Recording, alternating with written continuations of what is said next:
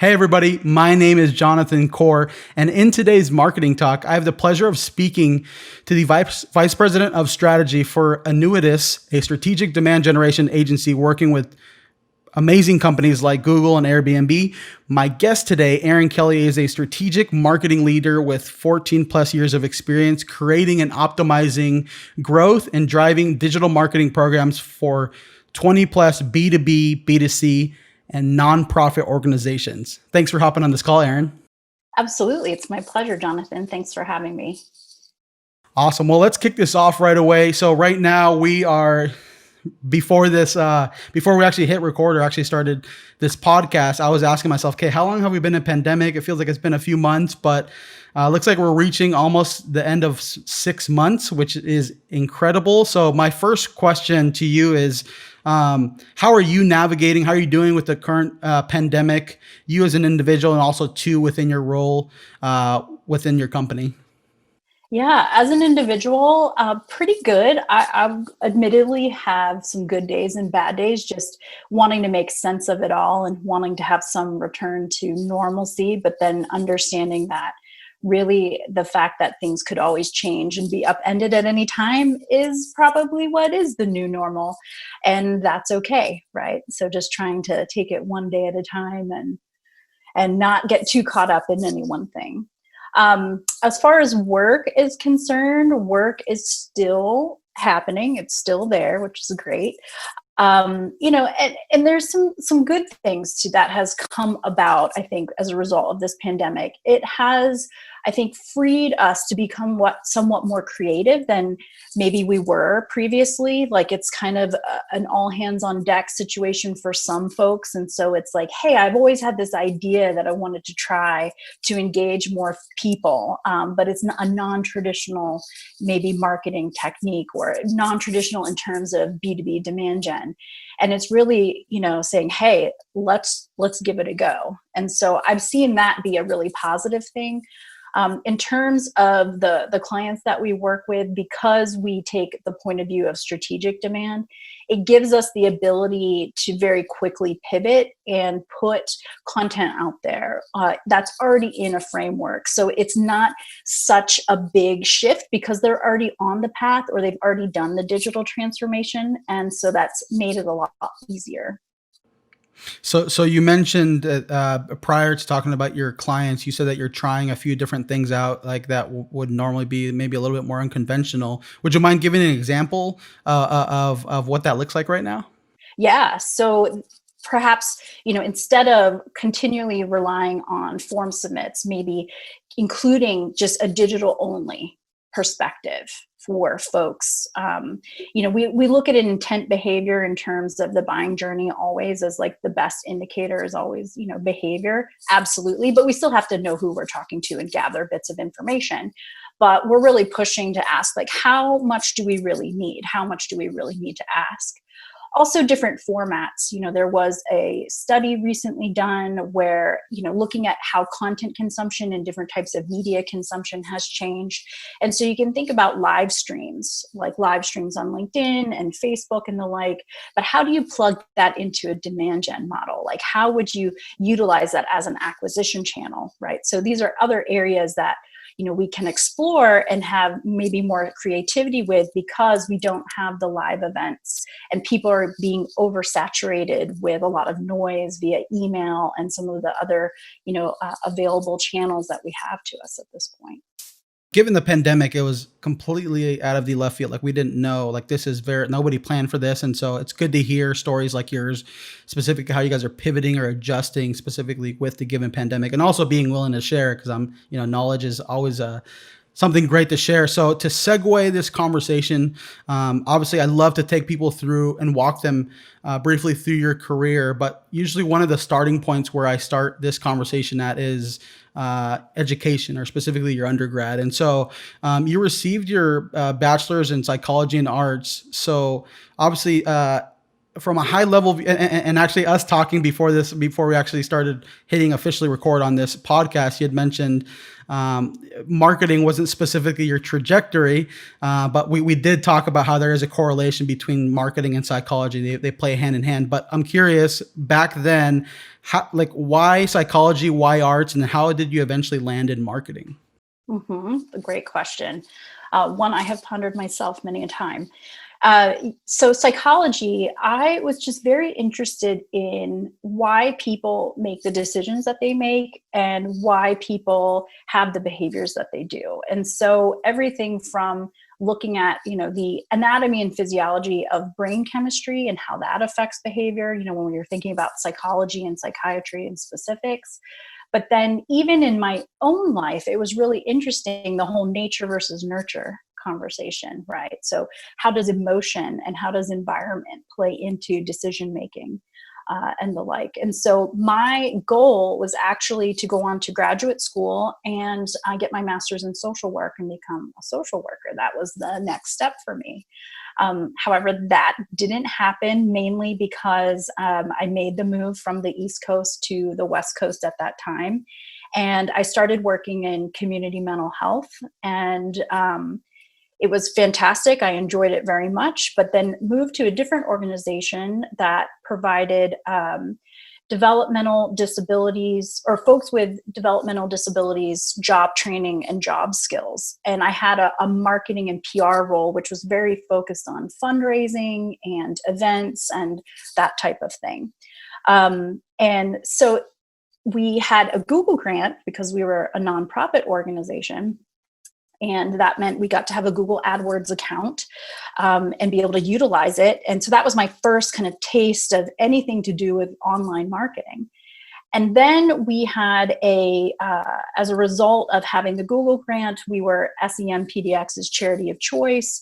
And so they helped us kind of ramp that up and get it up and going. And the fact that you could have different ad creative up and you could see the results by what would people would click on and all of that, it just blew my mind. And I thought it was just the coolest thing. So I couldn't wait to learn more and do more. And soon after that, I transitioned over into, the corporate world, working for a software company here in Oregon, doing online marketing. And what's interesting is, I look back now and I can see the connection between a psychology degree, again, just really wanting to understand why people do what they do and what makes them make the certain choice that they do. And that curiosity has, continued to serve me throughout my career. So, would you mind sharing why you decided to transition from a nonprofit into more of a corporate type role? What was the decision making, or what was that process for you specifically? Well, for me, I had a network of folks that I knew here in town and had, been talking about how cool I thought this, Google AdWords was and how I wanted to know more about it. And really, the nonprofit sector was fantastic and great, and a large part of my heart is still there. But the speed and at which change can be made, and the budget available, and just the more room for, I'll say, experimentation, led me to software. And so that to me was kind of the shiny object at the time. And I was, early on in my career and wanted the chance to learn something that I hadn't been exposed to before. And so that was kind of the pull for me. Again, just having a natural curiosity, talking to people about it, making connections, and then pursuing that. So, specifically with tech, given how fast things change, I would say, especially now with the given pandemic, let's assume there's a marketer in finance or some other, maybe it is a nonprofit, and let's say they do want to go more of the tech route. You articulated basically saying, networking was really beneficial for you. Are there any other tips or advice you would give as far as how to pivot maybe into tech, specifically to try and, I guess, scratch the itch of being in a fast-paced, ever-changing environment? That's a good question. Networking really did it for me. While I was making the transition, I sat on a board for the Community Nonprofit Resource Group of Portland, specifically in the marketing function. And that was helpful because I got to connect with more people in the nonprofit sector, but then you meet people through other people, and it just kind of your network kind of grows. Obviously, with the pandemic, that has changed somewhat. And back then, we didn't have LinkedIn. I don't think it was around yet, or it was just an idea perhaps in someone's mind. And so now I think a lot of that interaction has moved online, right? So learn from other people, get involved, comment, and create these relationships digitally until you can take them in real life. That's really good to hear, and honestly, that's been very true specifically for me within this podcast process. Is obviously meeting great people like you, and obviously Angela, which is a close friend of yours, and so just being able to like expand your network and just get to know each other for sure on a human level, obviously professional level, has been very insightful for me, and I 100% resonate with the networking piece. So you've been an in-house marketer. I believe it was a few companies, but you also now have and have remained in the agency space for a bit now. And so I'm curious, how has your experience as an in-house marketer improved your ability to work and connect with other in-house marketers now being on the agency side? Oh, absolutely 100% has it helped. And I think it's because I've been in the seat of an in-house marketer. I understand the challenges when you have objectives and goals that you are on the line for, when you have your clients, which is essentially the sales organization, product marketing, senior level executives, et cetera. I know what that pressure can be like. And I also know some of the hurdles that you can experience with trying to work across cross-functional teams and that. And I think that was helpful in understanding when I came over to the agency side and we're looking at results of our programs, beyond vanity metrics and really looking at, ROI as well as, other sales lift and pipeline and such, looking at the data and saying, that's great. What are the actions that we can take from this? Because just looking at this dashboard doesn't do anyone any good, right? We have to have an actionable decision from it. And my work being an in-house marketer for a long time, that's always the question that we would ask. Great, that's a fantastic, pretty looking report. What does it mean? What are we going to do about it? What are we going to do with it? And so that's probably the number one thing that's been helpful for me. No, yeah, that makes total sense. And for me, for sure, I have a background in being an in-house marketer as well. And like you mentioned, there's it's a lot more involved when you got other decision makers in the equation. So being able to be empathetic and understanding, and like mentioned, is communicating, and then also to articulating the action plan and ultimately implementing it from start to finish is very efficient and effective for sure. So.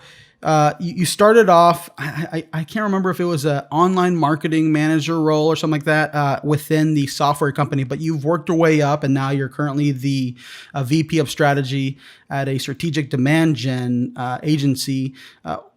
How and why did you end up? Because so there's many paths in marketing. Like there's so many so many paths in marketing. And so I'm curious, why did you end up going down the demand gen specific route?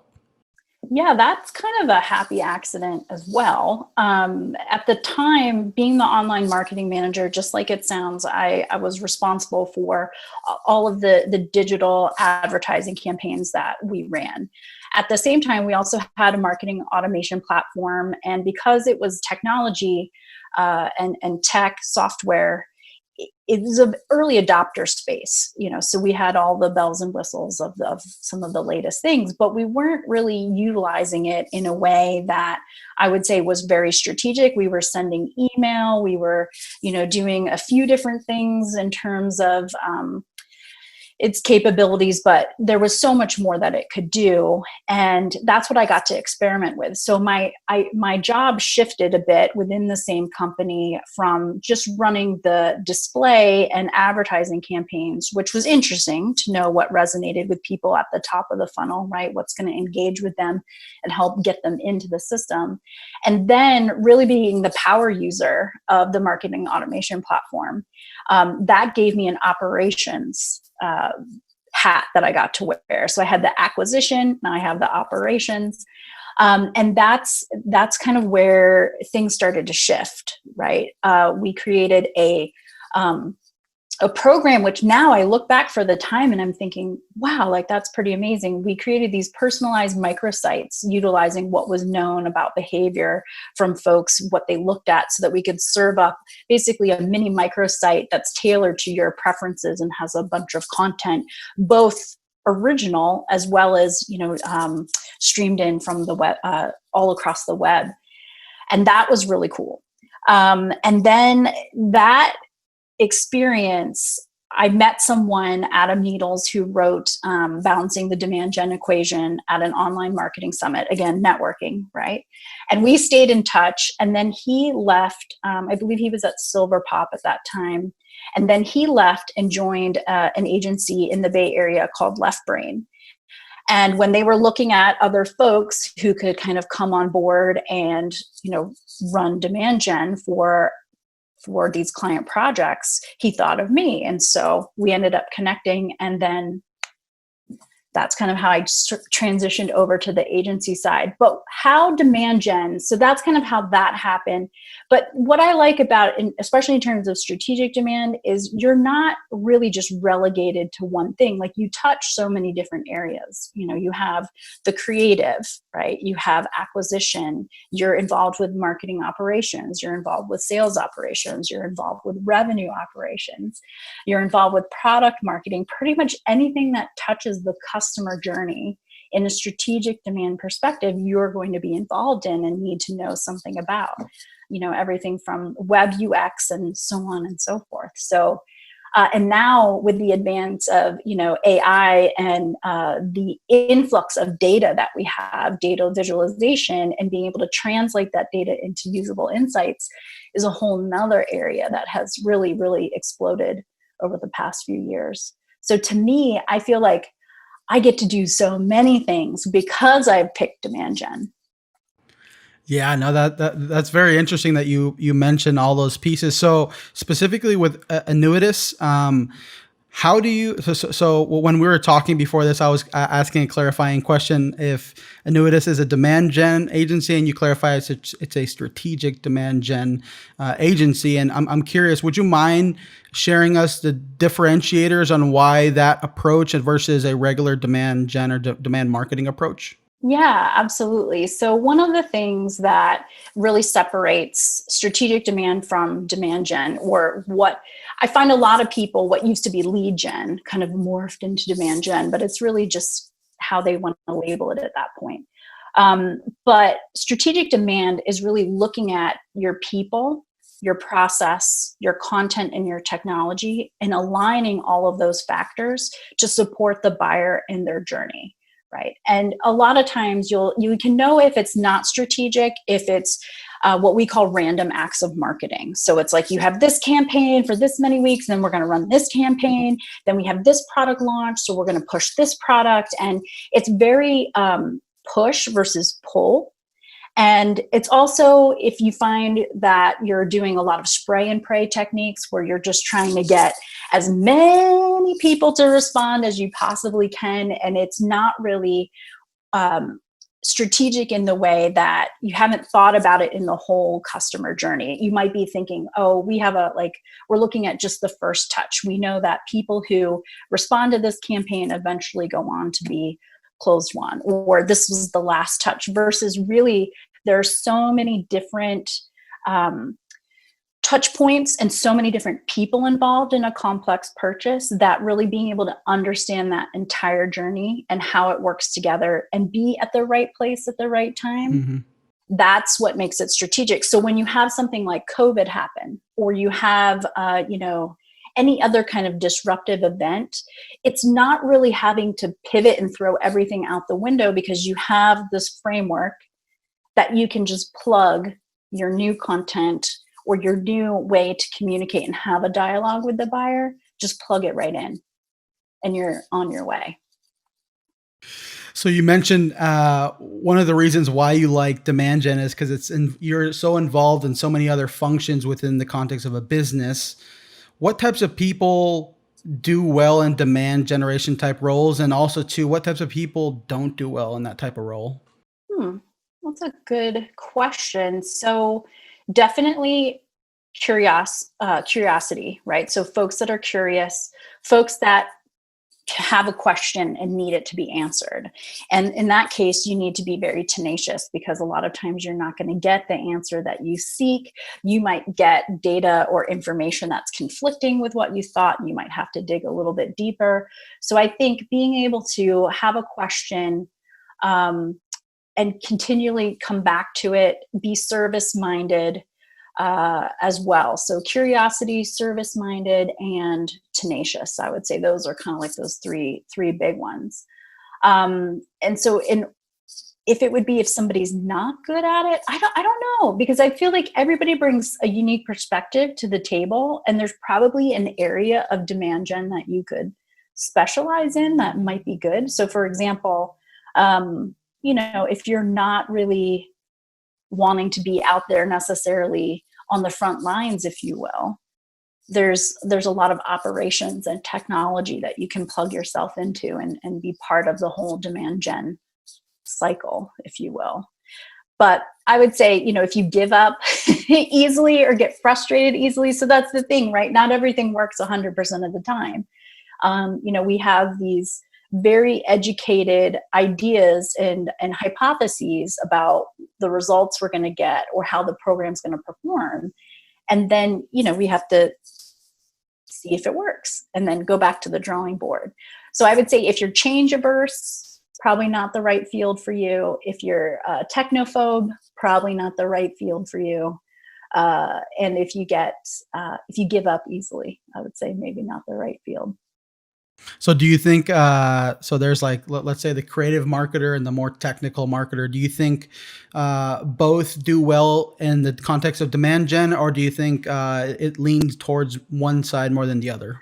I think they're both needed, and I think they're really both two very important parts of the pie, because on one hand, you need the plan, the strategy, you need the creative, you need a good UX, you need all of that, but then it's the technology that enables the strategy. So technology in and of itself is not a strategy, but it's what enables it. So both are extremely important.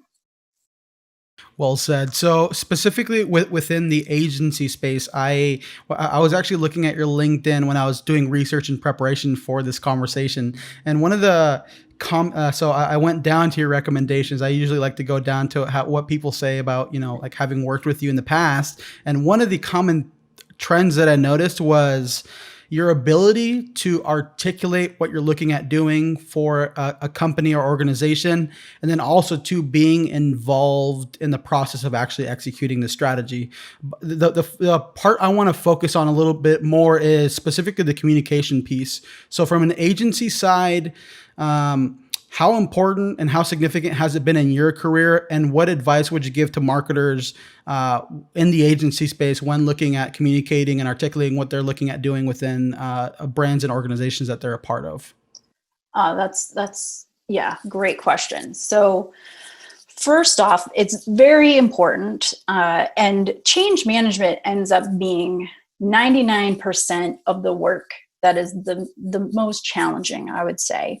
Because I think if you went to any executive at any company and said, you need to orchestrate your marketing to support the buyer journey, nobody is going to say you're wrong. Everybody's going to agree with you, right? It makes complete sense.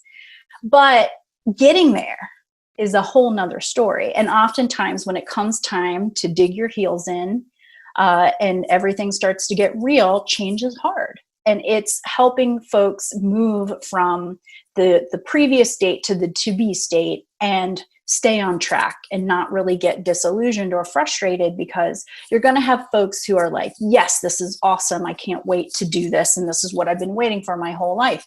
And then you're going to have people who really are just fine with the way things have been and might be a little bit more resistant to getting over those hurdles and having to change their behaviors that may be very ingrained. And then you might have people who have different points of view.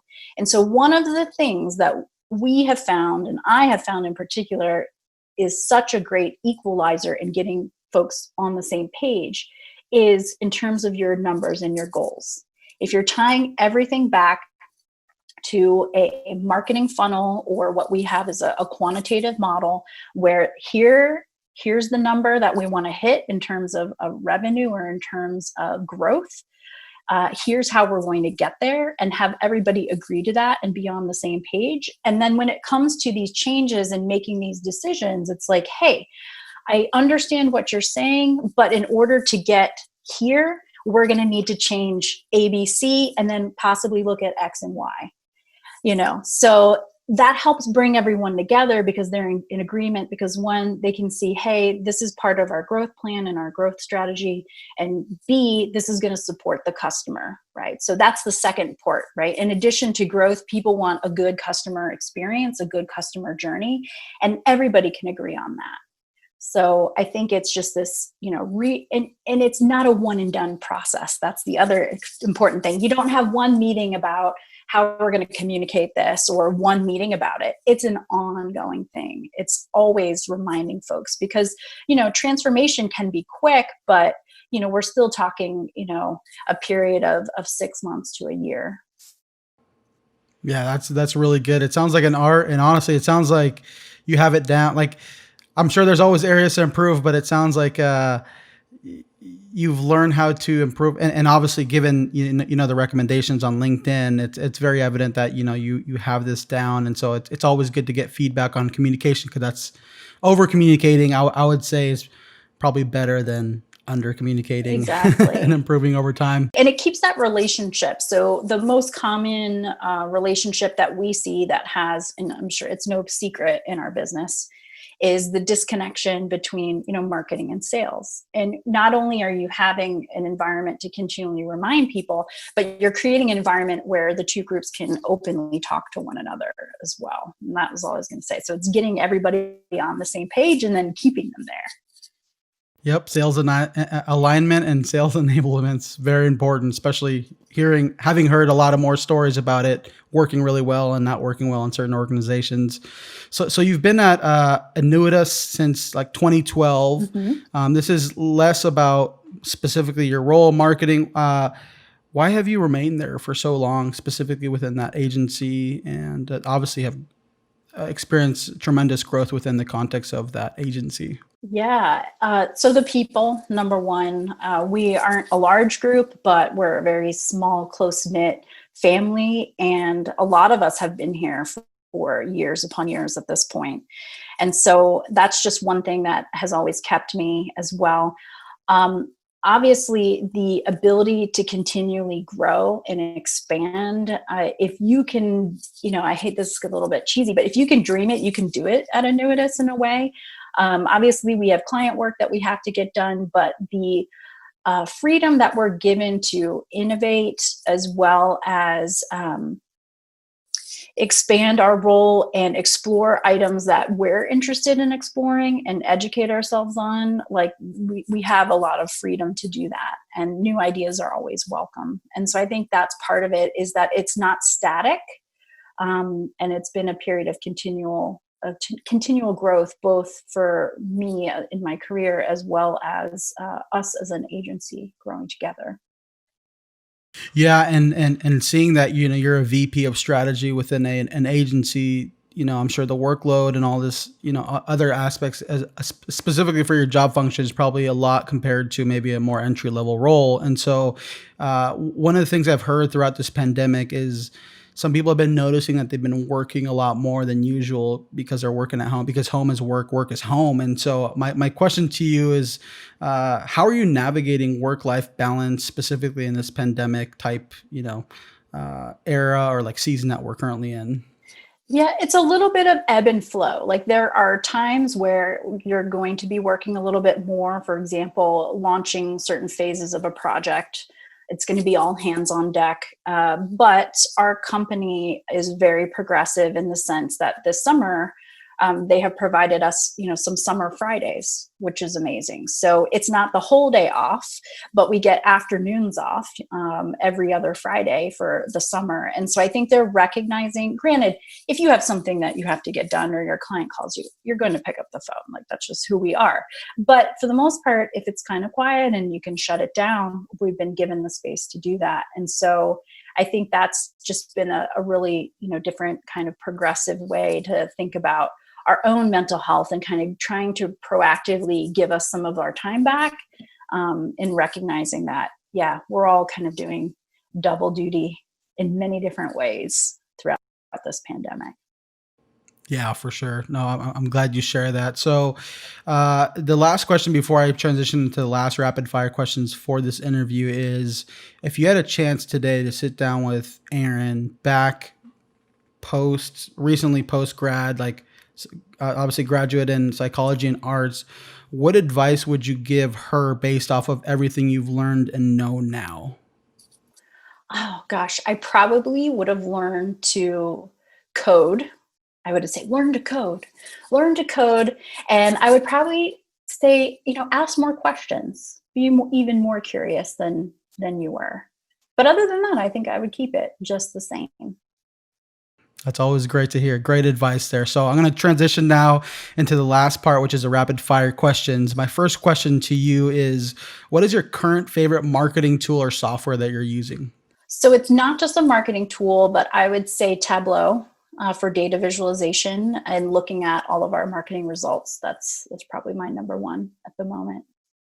Awesome. And what has been a favorite online marketing course that you've taken throughout your career that has been the most significant? So I don't actually have one. I am an experiential learner. I learn best kind of in the classroom, immersed in it. Yes, but there is one that I am looking at and have gone through the process of applying for. I haven't taken it yet, but it's very interesting. It's called the Future School.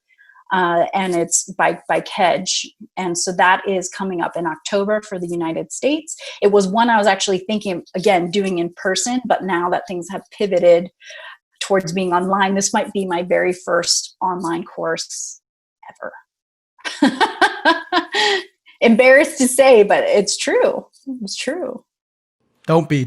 I've had a lot of conversations with a lot of marketers who say I have it in life. They say experience, they say doing it, making it happen. I think that's the best way to learn.